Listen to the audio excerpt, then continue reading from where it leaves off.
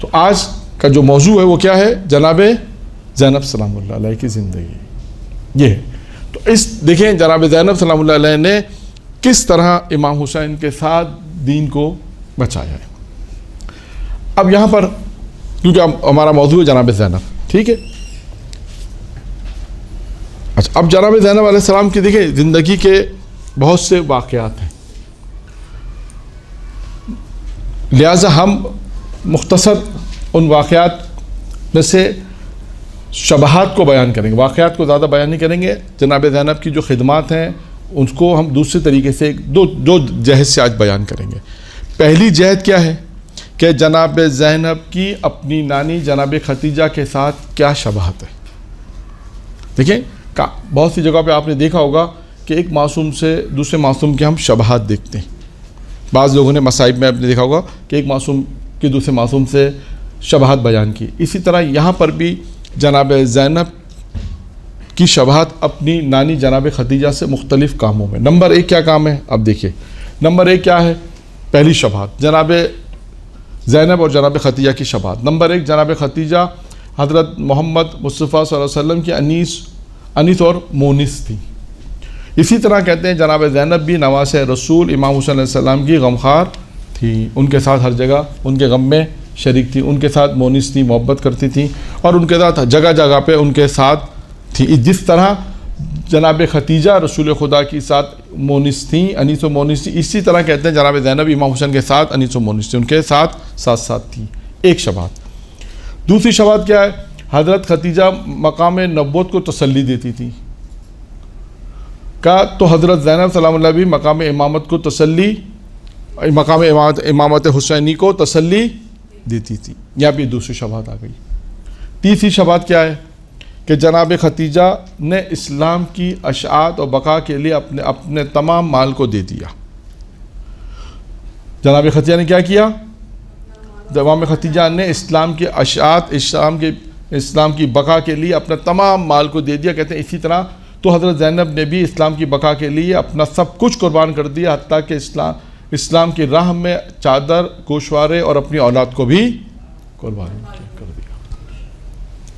دیکھیں یہاں تک جناب ختیجہ اور جناب زینب کی شبہات یہاں پہ بیان کی جا رہی ہے.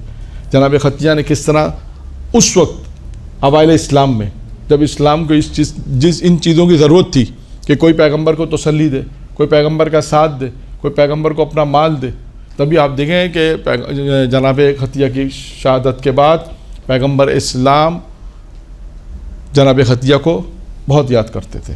کتنی شبہات ہو گئی اب تک؟ 3. چوتھی، جناب ختیجہ تمام مصائب و پریشانی میں پیغمبر اکرام کی شریک اور حصے دار تھیں. اسی طرح حضرت زینب بھی اپنے بھائی امام حسین کے مصائب میں شریک تھیں.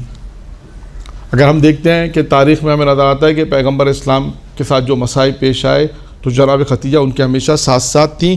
اسی طرح ہم دیکھتے ہیں کہ جناب امام حسین علیہ السلام کے ساتھ ان کی بہن بھی ان کے غم میں برابر کی شریک تھیں.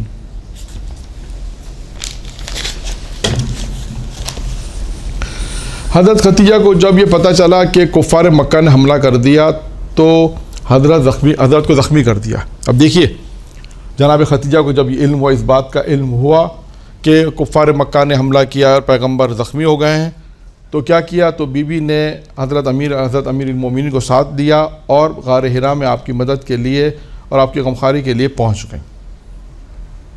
اسی طرح کہتے ہیں حضرت زینب بھی اپنے بھائی کے ساتھ ان کے غموں میں شامل تھیں، ان کے غمخواری کے لیے کئی بار قتل گاہ کی طرف گئیں. اب یہاں سے فرق بتانا چاہ رہے ہیں. جناب ختیجہ کا جانا غار حرا میں اور جناب زینب کا امام حسین کے لیے قتل گاہ میں جانے کا فرق بتا رہے ہیں. کیا فرق ہے؟ لیکن فرق یہ ہے کہ حضرت زینب کے پاس پانی نہیں تھا، پانی نہ تھا جو اپنی